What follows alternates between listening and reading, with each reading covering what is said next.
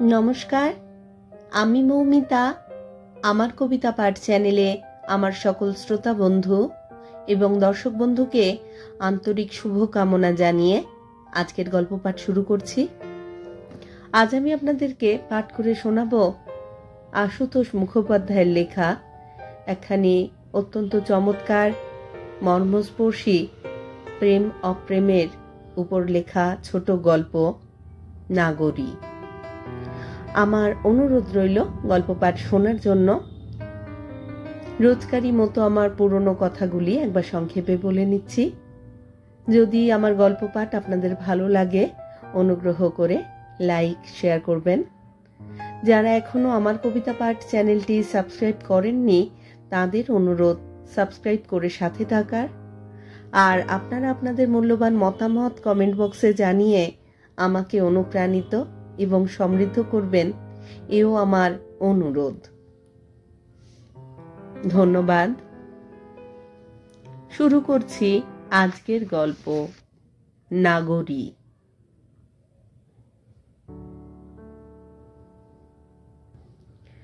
জানালার তলার পাট দুটো বন্ধ করে দিয়ে সেখানে বসে বসে মালা ভাবছিল, পুরুষের কি হৃদয় বলে বস্তু নেই?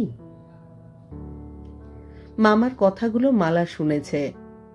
এক মামি ছাড়া আর কারো শোনার কথা নয়।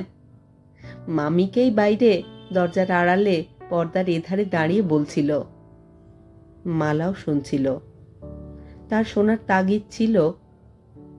তার হাতে মামার জন্য এক পেয়ালা দুধ ছিল। কেউ দেখে ফেললেও কিছু ভাবত না। বেশি কিছু কথা নয়, মামা বেশি কথা বলে না।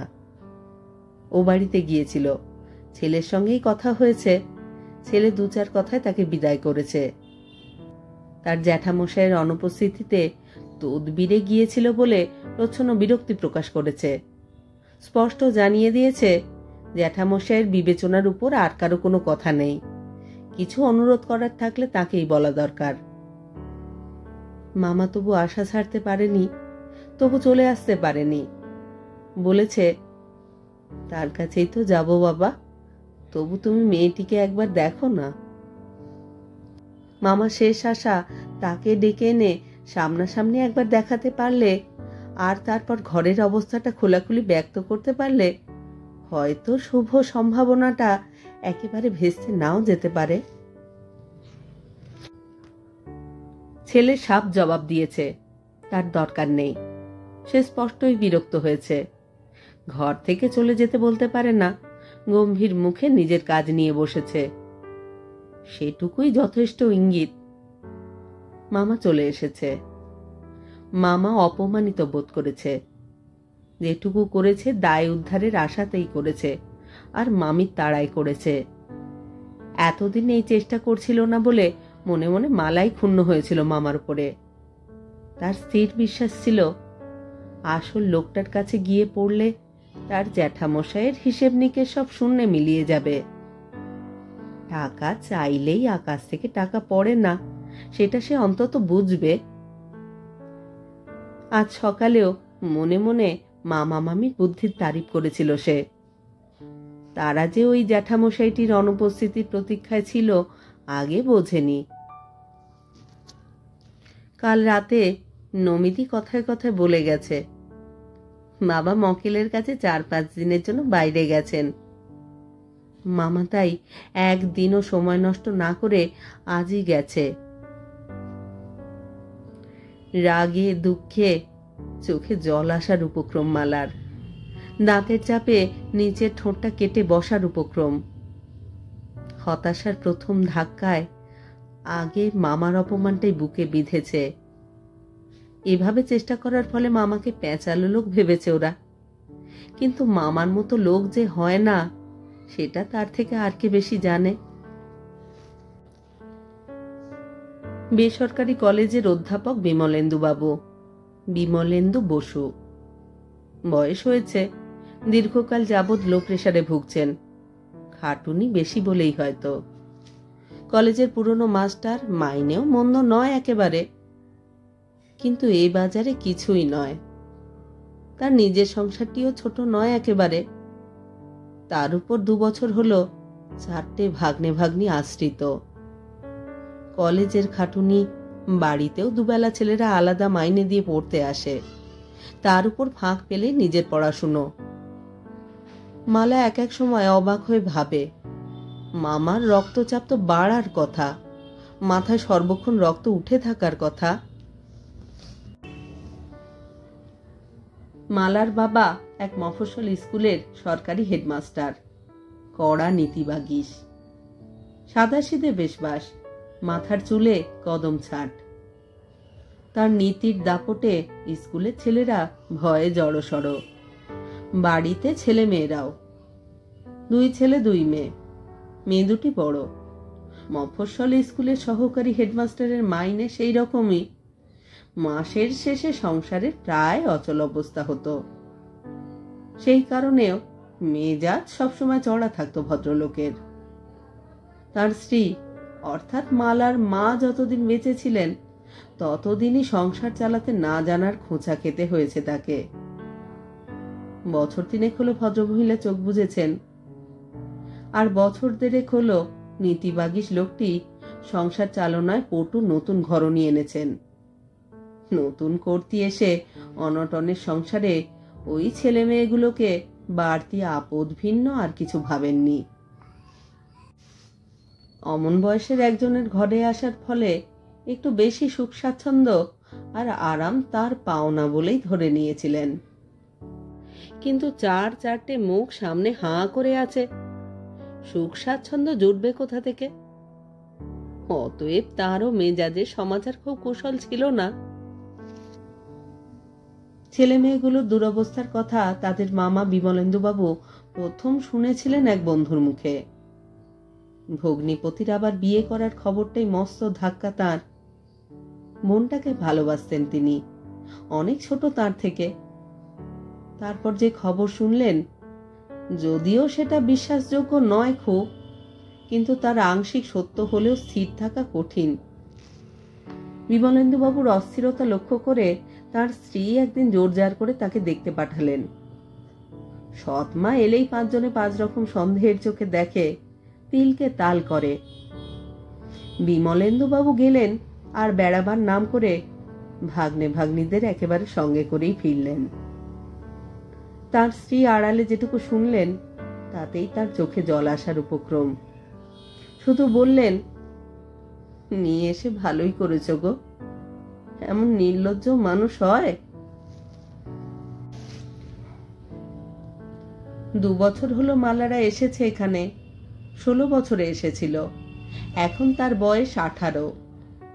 নিরাশ হবার মতো বয়স নয় একটুও। গলির ওধারে ওই মস্ত দালানের একতলার ওই ঘরের লোকটা তাকে বাতিল করে দিলেও না।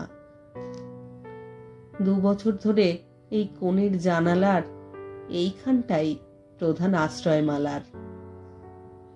বারান্দা রেলিংয়ে গিয়ে দাঁড়ালেই বাইরের দালানের পাজামা পরনের ছেলেটারও যেন রাস্তা দেখার দরকার হয়ে পড়ে।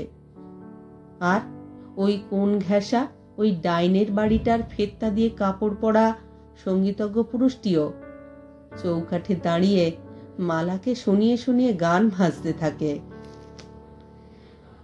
অন্ধকার রাত না হলে মালার বারান্দায় দাঁড়ানো হয় না। আর রাতেও দেখা যাক না যাক, সে দাঁড়িয়ে আছে অনুভব করলেই দুদিক থেকে দুজনের আবির্ভাব। অতএব ঘরের কোণের জানালাটাই ভরসা মালার। সেখানে বসেই পড়ে বা বনে বা যা হোক কিছু করে। কখনো সপাট খোলা থাকে জানালা দুটো, কখনো বা নিজের সুবিধে মতো একটু আধটু। সবটা খোলা থাকে যখন গলির ওধারের ওই ঘরের বাসিন্দাটি অনুপস্থিত থাকে। জানালার এই কোণটি থেকে নিচের ওই ঘরটার ভিতর শুধু দেখা যায়। ওটা ঘর ঠিক নয়, বড় একটা হল ঘরের মতো। ঘরের মধ্যে কাজের কত রকম সরঞ্জাম, কত রকমের ছবি। হল ঘরের ভিতর দিয়ে যে ঘরটার আভাস, সেটা শোবার ঘর। এই হল ঘরটা রহস্যের মতো লাগে মালার। 2 বছর ধরে তাই লাগছে। সেখানে ঘরের মালিক যখন কর্মনিবিষ্ট, মালার এই কোণের জানালাটা তখন অল্প ফাঁক থাকে। ঘন্টার পর ঘন্টা বসে বসে অবাক বিস্ময়ে দেখে মালা, অত নিবিষ্ট চিত্তেও কেউ কাজ করতে পারে?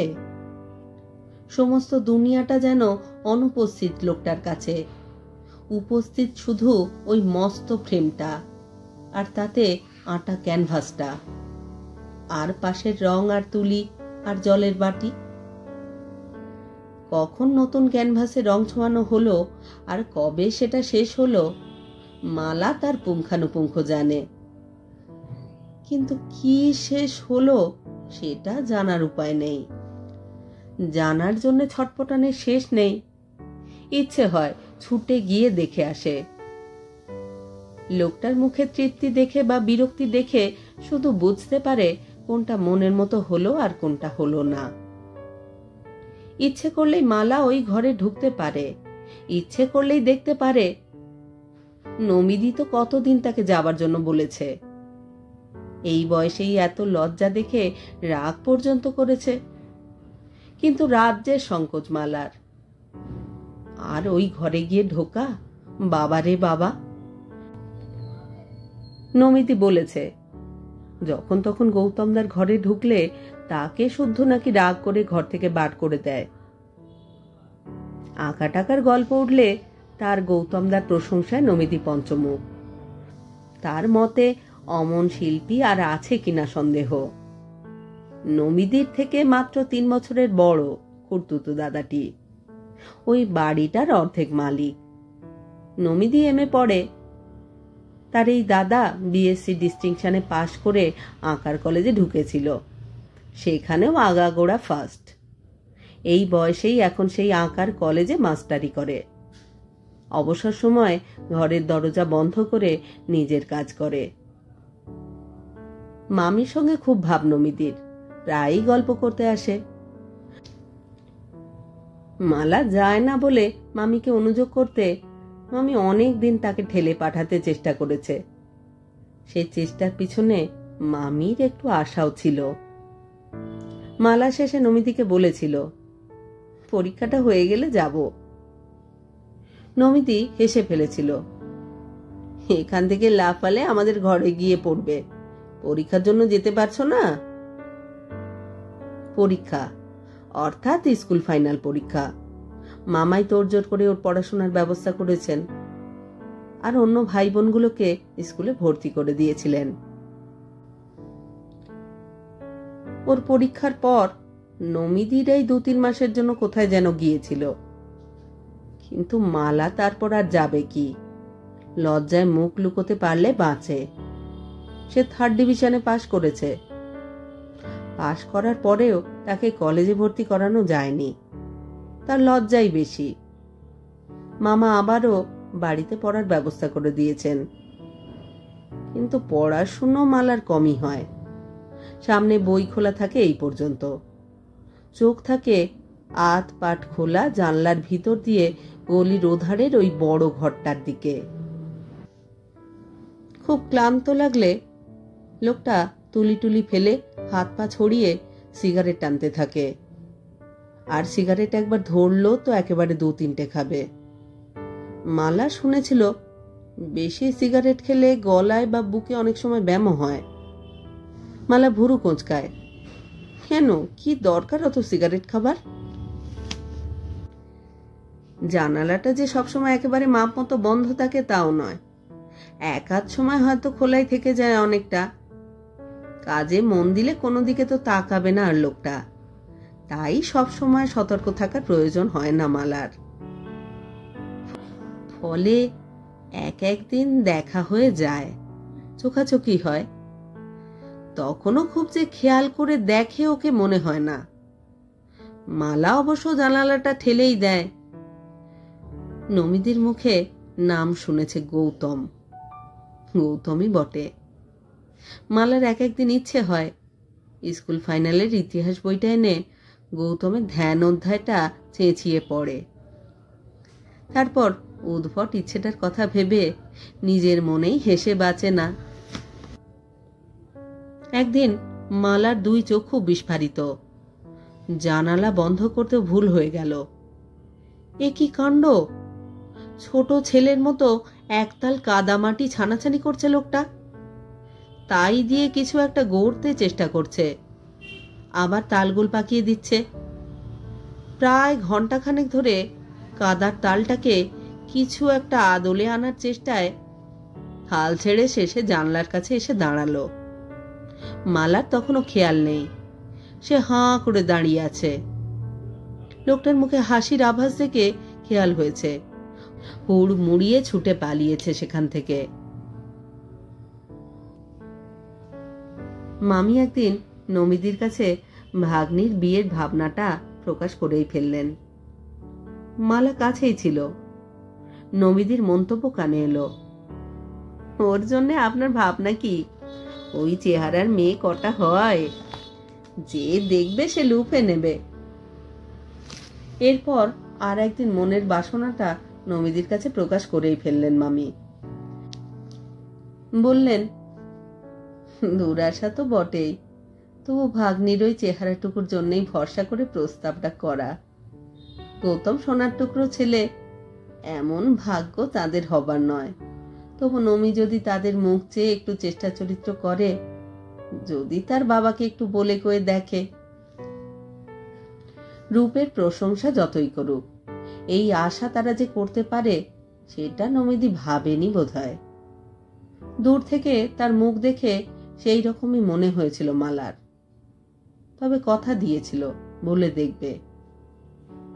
বলেছিল। কিছুদিনের মধ্যেই ভাইপোর জন্যে আনুষ্ঠানিকভাবে মেয়ে দেখে গেলেন নমির মা বাবা। মেয়ে যে তাদের পছন্দ হয়েছে সেটা সেখানেই তারা নির্দ্বিধায় বলে গেলেন। মেয়ে মোটামুটি তারা নিজেদের ঘরে বসেই অনেকদিন ধরে দেখে আসছেন। সুখের ঘরে রূপের বাসা, কিন্তু এই ঘরে এই রূপ এলো কেমন করে, তাই বোধহয় মনে মনে অবাক হয়ে ভাবতেন তারা। বিমলেন্দু বাবুকে কথাবার্তা বলার জন্য বাড়িতে আসতে বলা হলো। মস্ত আশা নিয়ে তিনি এলেন, কিন্তু তারপর মুখ অন্ধকার। আলোচনার ছলে মোটামুটি একটা ফর্দ পেশ করলেন নমির বাবা। সেই ফর্দ বিমলেন্দু বাবু তার নিজের দুটো মেয়ের বিয়েতেও মেটাতে পারতেন কিনা সন্দেহ। তার উপর নগদ ৩,০০০ টাকা পণ। দায় দায়িত্ব সবই জ্যাঠার যখন, ছেলেটা কোনোদিন না ভাবে জ্যাঠা তার পাওয়া থোয়ার ব্যাপারে উদাসীন ছিল। বিমলেন্দু বাবুর মাথাটা ঝিমঝিম করছিল। লো প্রেশার কি হাই প্রেশার বুঝছিলেন না। একটু সুস্থির হয়ে প্রথমে মেয়ের বাপের বাড়ির, পরে নিজের বাড়ির সংসারের চিত্রটা তার চোখের সামনে স্পষ্ট করে তুলে ধরেছিলেন। বলেছিলেন, এখন আপনাদের দয়ার উপরই নির্ভর। নমির বাবা নিরাসক্ত মুখে জবাব দিয়েছেন, তাহলে আর কি হবে। তবু একটু অনুনয় করতে যাচ্ছিলেন বিমলেন্দু বাবু, কিন্তু ভদ্রলোক সেটা পছন্দ করেননি। বলেছেন, এ নিয়ে আর কথা বাড়িয়ে লাভ কি? না, কথার বাড়েনি। তারপর মামির তাড়নায় পড়ে এই শেষ চেষ্টাটুকু করেছিলেন বিমলেন্দু বাবু। ছেলেকে একবার এনে দেখানোর চেষ্টা, তারও এই ফল। জানালা থেকে উঠে বাইরের বারান্দার রেলিংয়ে এসে দাঁড়ালো মালা। এদিকের পাজামা পরা লোকটা আর ওদিকের গায়ক গুটি গুটি এগিয়ে এসে দাঁড়িয়েছে, টের পেল। দুদিকে দুজোড়া চোখ তাকে গিলছে, তাও উপলব্ধি করল। কিন্তু মালা আজ এই প্রথম দাঁড়িয়ে রইল, নির্লিপ্ত, উদাসীন। জগৎটাই যেন মৃত, মূর্ছাতুর হয়ে পড়ে আছে তার সামনে। এর মাস সাতেক বাদে এ সংসারের সব থেকে অভিনব বিয়োগান্ত নাটকটা সুসম্পন্ন হয়ে গেল। মামা চোখ বুঝলেন। লো প্রেশারের স্ট্রোক। 3 দিন অজ্ঞান হয়েছিলেন, জ্ঞান আর হয়নি। মামি ডাক ছেড়ে কেঁদেছিলেন। মালা কাঁদতে পারেনি। কাঁদবে কেমন করে? কান্না শোনার কান কি ওই বিশাল বিস্তৃত মহাকাশে কোথাও আছে?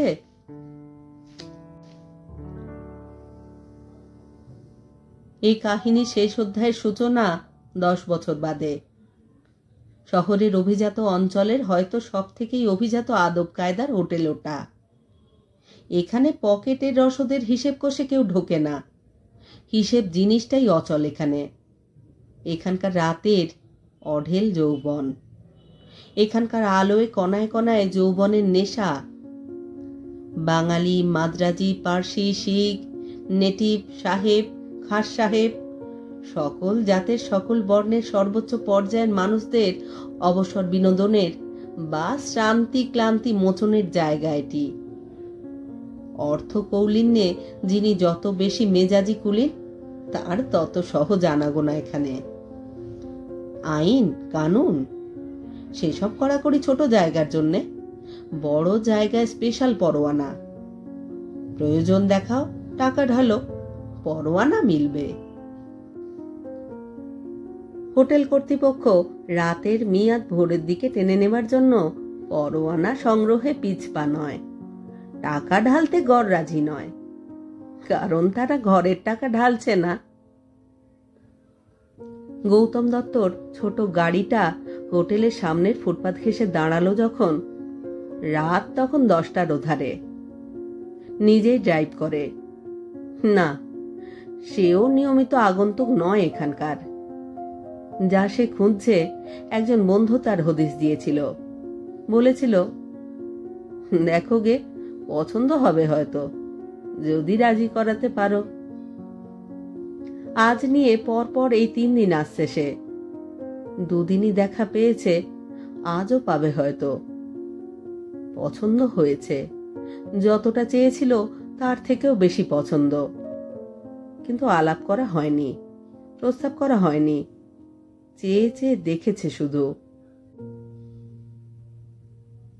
এখানকার ক্ষণ সহচরীদের একজন বাঙালি মেয়ে। বাঙালি মেয়ে বোধ হয় এই একজনই আসে এখানে। অ্যাংলো ইন্ডিয়ান আছে, পার্সি আছে, সুন্দরীও বটে। সুন্দরী না হলে এখানে ঠাঁই মেলে না। শুধু রূপ থাকলে হবে না, বেশবাস, আচার আচরণ, কথাবার্তায় সূক্ষ্ম মার্জিত রুচিবোধ থাকা চাই। তাই সকলের আছে, কিন্তু আর কারো দিকে চোখ পড়েনি গৌতম দত্তর, ওই একটি মেয়ে ছাড়া। আশ্চর্য, এমন মেয়েও আসে এখানে। গৌতম দত্ত নামজাদা শিল্পী, তার ছবি, তার মডেলিং এর আলাদা মর্যাদা। কিন্তু সম্প্রতি মডেলই খুঁজে বেড়াচ্ছে সে, মনের মতো মডেল, যে মডেল পেলে আন্তর্জাতিক সমজদারদেরও টনক নড়বে। অনেকবার অনেক মডেল নিয়ে কাজ করেছে, কিন্তু তেমন মন ওঠে না। শিল্পী নিজে মুগ্ধ না হলে মুগ্ধ করবে কাকে? মন না ভরলে বিড়ম্বনা। এজন্য টাকা খরচ করতেও প্রস্তুত সে। আগের 2 দিন যেখানে বসেছিল, আজও সেই কোণটাকেই বেছে নিয়ে বসলো, বিয়ার অর্ডার দিল। এখান থেকেই মেয়েটিকে দেখেছে 2 দিন, আজও দেখছে। মুখখানা গত 2 দিনের মতোই চেনা চেনা লাগছে। একজন ফিটফাট শিখ তরুণের সঙ্গে হাসি মুখে কথা কইছে মেয়েটি, আর 1-8বার ঘাড় ফিরিয়ে ওকেও দেখছে, আগের 2 দিনও দেখেছিল। গৌতম দত্ত অল্প অল্প বিয়ারে চুমুক দিচ্ছে, চোখ দুটো অদূরের নারী তনুতে আটকে আছে। গত 2 দিনের মতোই বিশ্লেষণ করে দেখছে, নাক, মুখ, চোখ, ঠোঁটের বক্রভাস, চিবুক, গলা, তারপর বক্ষভাস। মার্জিত চোখে যতটুকু সয় ততটুকুই স্পষ্ট, ততটুকুই সুন্দর। তারপর কটিদেশ, তারপর আরো নিচে, আরো নিচে, একেবারে পা পর্যন্ত। আজই প্রস্তাব করবে গৌতম দত্ত। শিখ তরুণটির পানাহারের প্রস্তাব প্রত্যাখ্যান করে হাসি মুখে উঠল মেয়েটি। আগের 2 দিনও প্রত্যেকে প্রত্যাখ্যান করতে দেখেছে। চাহিদা বজায় রাখার এটাই বোধহয় রীতি। অনেক পুরুষেরই পরিচিত সুলভ ব্যবহার মেয়েটির সঙ্গে। কেউ হেসে অভ্যর্থনা জানায়, কেউ বা অভিবাদনে। মেয়েটি হেসে কারোর সামনে 2-5 মিনিট বসে, কারোর সামনে দাঁড়িয়ে 2-4টে কথা বলে, আবার এগোয়। হোটেল কর্তৃপক্ষ যেন এখানকার মাননীয় অতিথিবর্গের সুখ সুবিধের ভার তার ওপরেই অর্পণ করেছে। কারো হাসি মুখের আমন্ত্রণ দেখলেই হাসে, কাছে এসে খোঁজ খবর করে। দুটো টেবিলের ওধার দিয়ে যেতে যেতে আবারও দৃষ্টি বিনিময়। গৌতম দত্ত হাসল, যেমন করে ওরা হাসে তার থেকেও ভালো করে, কাছে আসার অনুরোধের মতো হাসি। মেয়েটি থমকে দাঁড়ালো, হাসি মিলিয়ে আসছিল। সেটা খেয়াল হতেই হাসির জবাব দিল, সুন্দর সুচারু হাসি। তারপর টেবিলের সামনে এসে দাঁড়ালো। বসুন না। গৌতম দত্ত শশব ব্যস্তে দাঁড়িয়ে উঠে অভ্যর্থনা জানালো। বসল মুখোমুখি গৌতম দত্ত। আবারও মনে হলো মুখখানা যেন চেনা চেনা। আপনাকে দিতে বলি কিছু? না না ধন্যবাদ, আপনি খান। আপনাকে নতুন দেখছি কদিন ধরে, নাকি আগে অন্য সময় আসতেন? না, এই 3 দিন এলাম। গৌতম দত্ত থমকালো একটু, তারপর বলে ফেলল, 3 দিনই আপনার জন্যই আসছি। বারে, খুব ভাগ্য। মেয়েটি হাসল, কিন্তু মনে হলো এইরকম কথা শুনে সে অভ্যস্ত। গৌতম দত্ত দ্বিধা জানে না, কাজ বোঝে। হাতে এমন সময়ও নেই যে ভনিতা করে সময় কাটাতে পারে। অনেকের অনেক জোড়া চোখ এই টেবিলে। মেয়েটিও এর মধ্যে ঘড়ি দেখেছে একবার। এই এক হাতের মধ্যে তাকে দেখে গৌতম দত্ত কাজের ফয়সালাটা করে নেবার জন্য ভিতরে ভিতরে বেপরোয়া হয়ে উঠেছে। বলল, আমার একটু বিশেষ আলোচনা ছিল আপনার সঙ্গে, একটা দরকারি প্রপোজাল। কিন্তু এটা ঠিক সিরিয়াস আলোচনার আবহাওয়া নয়। আমার সঙ্গে গাড়ি আছে, আপনি যদি দয়া করে খানিকক্ষণের জন্য আমার সঙ্গে আসেন। এবারে মেয়েটি থমকাবার পালা। টানা টানা চোখ দুটি গৌতম দত্তর চোখের গভীরে। জবাব দিল না চট করে। গৌতম দত্তর বলার মধ্যে এবারে প্রচ্ছন্ন অনুনয়ের সুর। আপনি বিশ্বাস করুন, সত্যি খুব দরকারি আলোচনা। আপনার কোনো ভয় নেই, আমি আবার আপনাকে হোটেলে পৌঁছে দিয়ে যাব। না, ভয় আর কি, চলুন। অল্প করে হাসল মেয়েটি। গৌতম দত্তর মনে হলো এই হাসিটুকুও এঁকে রাখার মতোই সুন্দর। বিয়ারের গ্লাস পড়ে থাকলো। গ্লাসে একটা নোট চাপা দিয়ে উৎফুল্ল চাপা আনন্দে সসঙ্গিনী নিচে নেমে এলো, মোটরে উঠল। গাড়ি মাঠের ধার ধরে একটা নির্জন রাস্তা ধরে চলল।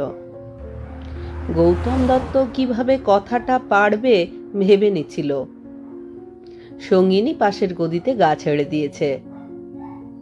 এবারে একটু ভনিতা করা যেতে পারে। গৌতম দত্ত বলল, আচ্ছা, আপনাকে যেন কোথাও দেখেছি মনে হচ্ছে। অস্ফুট হাসির শব্দ। বিলিতি ক্যালেন্ডারে দেখে থাকবেন। কিন্তু কোনো ক্যালেন্ডারে গৌতম দত্ত দেখেছে বলে মনে পড়ল না। দেখলে এমুক মনে থাকার কথা। মেয়েটি হালকা গাম্ভীর্যে বলল, আপনাকে তো এসব দিক থেকে আনাড়ি মনে হয়। অচেনা কাউকে এভাবে গাড়িতে ডেকে তুলবেন না, বিপদ হতে পারে।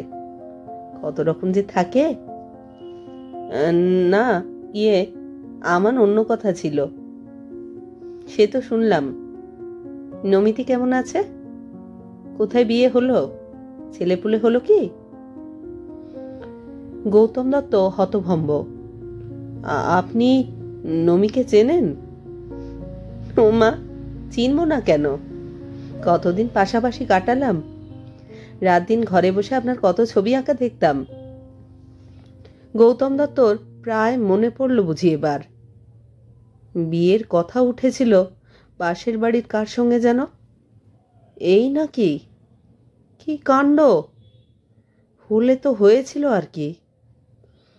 কিন্তু তার আশাও বাড়ল। সাগ্রহে জিজ্ঞাসা করল, তোমার আই মিন আপনার নামটি কি? নাম মালা। অস্ফুট মিষ্টি হাসি তেমনি। নামে কি চিনবেন? দিনরাত চোখ কান বন্ধ করে কাজ করতেন আপনি। প্রশংসার কথাই গৌতম দত্ত মনে মনে খুশি হলো। স্তুতি অনেক জোটে, কিন্তু যার কাছে স্বার্থ তার স্তুতিটা বেশি কাম্য। স্টিয়ারিং হাতে থাকায় ঘাড় ফিরিয়ে ভালো করে দেখার সুবিধে হচ্ছিল না। বলল, তখন নিজের খেয়ালে আঁকতুম। শিল্পী হিসেবে এখন একটু আধটু চেনে অনেকেই। মালা সায় দিল, চিনবে জানতুম। তার দরকারি আলোচনাটা কি? আপনার মডেল চাই? গৌতম দত্ত অবাকই হচ্ছে মনে মনে। এই চেহারার এমন এক মেয়ে তার বাড়ির গায়ে থাকতো, অথচ ভালো করে সে লক্ষ্যও করেনি কোনোদিন। বছর 10 হয়ে গেল বোধ হয়। বয়স তো তাহলে 28-29 কম নয়, অথচ এত কাছ থেকেও সে 22-23 বেশি ভাবেনি। কারণ থাক আর না থাক, গৌতম এই জন্যে বোধ হয় আরো খুশি মনে মনে। কিন্তু পেশাগত আলোচনার মুখে আগ্রহটা খুব বেশি দেখানো উচিত নয়। মাথা নাড়ল, বলল, হ্যাঁ, একের পর এক দেখে যাচ্ছি। তুমি মানে আপনি রাজি হলে। তুমি আপনিতে বড় গন্ডগোল হয়ে যাচ্ছে। একটা ঠিক করুন। তুমিও বলতে পারেন আপত্তি করব না। আপত্তি করবে না এবং তার আশাটা সার্থক, সেটা গৌতম দত্ত ধরেই নিয়েছে। বলল, তুমি রাজি হলে সেটেল করে ফেলি। মালা ভাবনায় পড়ল যেন একটু। কিন্তু আমার কি সময় হবে? লাগোয়া বাড়ির পড়শিনি ছিল একদিন, সেই কারণে গৌতম দত্তর যেন দাবিই আছে। জোর দিয়ে বলল, এই একটা মস্ত কাজ। আমার অনেক নতুন আইডিয়া আছে, অনেক প্ল্যানও আছে। আমার বিশ্বাস বিদেশেও কম কদর হবে না। আর মডেল হিসেবে তোমারও নাম ছড়াবে। এরকম যোগাযোগ সবসময় ঠিক হয় না। অর্থাৎ যোগাযোগটা তার দিক থেকেও সৌভাগ্যসূচক। মালাও সেটা যেন বুঝল। বলল, লোভ হচ্ছে। আচ্ছা, গাড়ি ফেরান, যেতে যেতে কথা বলি।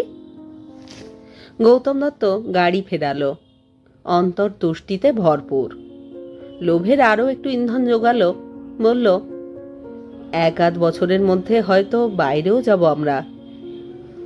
মালা চুপচাপ ভাবলো একটু। বলল, আপনার মডেল মানে তো ক্যালেন্ডারে যেরকম সিটিং দিই সেরকম নয় বোধ হয়। গৌতম দত্ত নাড়ল মাথা। না না, সেরকম নয়।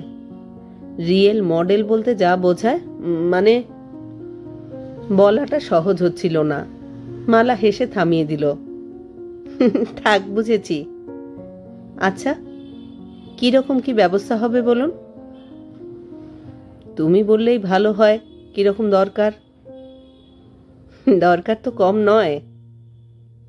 হাসি হাসি মুখখানা হিসেবে মগ্ন একটু। দিনে কাজ না রাত্রিতে? দিনের বেলায়ও দরকার হতে পারে, তবে রাত্রিতেই কাজ করি। হিসেব ভুলে মালা সকৌতুকে ঘাড় ফেরালো তার দিকে। রিয়েল মডেল নিয়ে রাত্রিতে কাজ করলে আপনার স্ত্রী রাগ করেন না? বিয়ে করেছেন তো? কাজের প্রসঙ্গে এই মেয়েলি কথা ভালো লাগলো না গৌতম দত্তর। এক কথায় দুটো জবাব সারল। তিনি জানেন এটা পেশা আমার। মাথা নাড়ল মালা। অর্থাৎ সেও ঠিক কথা। জিজ্ঞাসা করল, কতদিনের কাজ আপনার? কাজ অনেক দিনের। 1 বছরের না হয় 3 বছরেরই কন্ট্রাক্ট করে নিতে রাজি আছি আমি। আর তারপরেও কাজ শেষ হবে না, কন্ট্রাক্ট আবার রিনিউ হবে। মালা খানিকটা নিশ্চিন্ত বোধ করলো যেন। মনে মনে আবারও একটু হিসেব করে নিয়ে বলল, তাহলে দিনে কম হলেও 150 টাকা, মাসে ধরুন 4,500 টাকা রোজগার আমার। বেশিও হয়। গৌতম দত্ত আঁতকে উঠল একেবারে। গাড়িটা শুদ্ধ নড়ে চড়ে গেল একটু। মনের মতো মডেল পেলে সে মোটা টাকা খরচ করতে প্রস্তুত। সেই মোটা টাকার অঙ্কটা খুব বেশি হলে 1000 টাকা মাসে। এই একটা অঙ্ক শুনে রাজ্যের হতাশা যেন গ্রাস করতে এলো তাকে। নিজেকে খানিকটা বঞ্চিত করে আর পৈতৃক সম্পত্তির জোরে টেনে টুনে বড় জোর 1,500-এ উঠতে পারে। সেও এই ঝোঁকে, এই মডেলের জন্যে। শুকনো মুখে বলল, আমি অত পেরে উঠব কেন? এত বড় কাজের দিকটা ভেবে আর শিল্পীর দিকটা একটু ভেবেই তুমি যদি অনুগ্রহ করে রাজি হও। চরম হতাশার মুহূর্তেও একটুখানি আশার আলো দেখেছিল কি গৌতম দত্ত? সামনের দিকে নজর রাখা ভুলে পার্শ্ববর্তীনির দিকে চাইছে ফিরে ফিরে। আবেদনের ফলে একটু ভাবছেই মনে হলো। মালা বলল, মুশকিলে ফেললেন? আচ্ছা, মোটামুটি ওই 4,000 পর্যন্ত পারি, তার নিচে আর পারি না। গৌতম দত্তর সময় লাগলো আত্মস্থ হতে। গাড়ি হোটেলের কাছাকাছি এসে গেছে।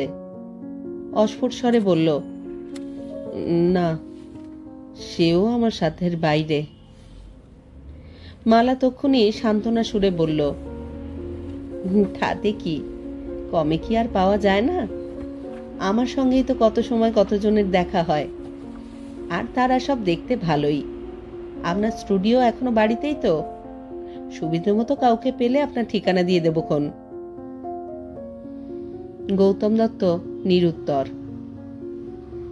গাড়ি হোটেলের সামনে দাঁড়ালো। মালা নেমে এসে স্মিত মুখে 2 হাত জুড়ে নমস্কার জানালো। বেরিয়ে বেশ লেগেছে, অনেক ধন্যবাদ, নমস্কার, চলি। ফুটপাত পেরিয়ে ভিতরে ঢুকে গেল। পকেট হাতড়ে সিগারেটের প্যাকেট বার করলো গৌতম দত্ত। সিগারেট ধরালো, তারপর গাড়িতে স্টার্ট দিল। হোটেলের সিঁড়ি পর্যন্ত টকটকিয়ে এসে মালা দাঁড়িয়ে পড়ল। দোতলার দিকে তাকালো একবার। আজ আর ইচ্ছে করছে না দোতলায় উঠতে। 40-50টা টাকা লোকসান হবে কম করে। হোক গে, মনটা ভালো লাগছে খুব। শিথিল চরণে আবার বাইরে এসে একটা ট্যাক্সিতে উঠে বসল সে। এই স্পিডে গৌতম দত্ত গাড়ি চালায় না কখনো। ঘন্টায় 20 মাইলও হবে কিনা সন্দেহ। তার জীবনের খানিকটা গতি কমে গেছে যেন। অবসাদগ্রস্তের মতো গাড়ি চালাতে চালাতে ভাবছিল গৌতম দত্ত, মেয়েদের কি হৃদয় বলে বস্তু নেই?